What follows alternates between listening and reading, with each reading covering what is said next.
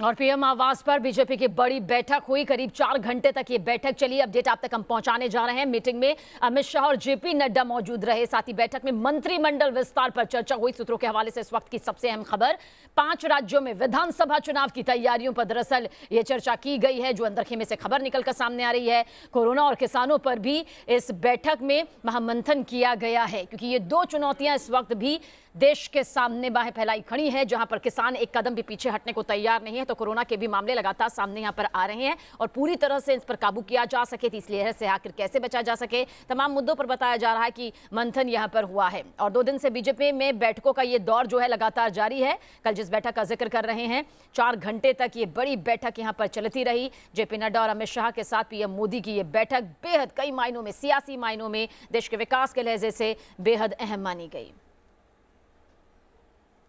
और यूपी के सीएम योगी आदित्यनाथ का दिल्ली दौरा दिन भर सुर्खियों में रहा। दूसरे दिन मुलाकातों की शुरुआत पीएम मोदी से हुई। आखिर में राष्ट्रपति रामनाथ कोविंद से भी योगी आदित्यनाथ ने मुलाकात की और लखनऊ वापस लौट गए। क्या कुछ ये पूरी सियासी तस्वीर रही, देखिए आप भी।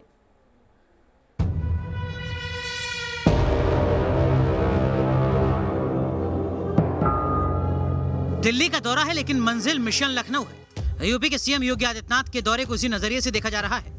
योगी के दिल्ली दौरे के तहत सबकी नजरें पीएम मोदी से उनकी मुलाकात पर टिकी थी। करीब 80 मिनट तक हुई पीएम मोदी और योगी आदित्यनाथ की मुलाकात।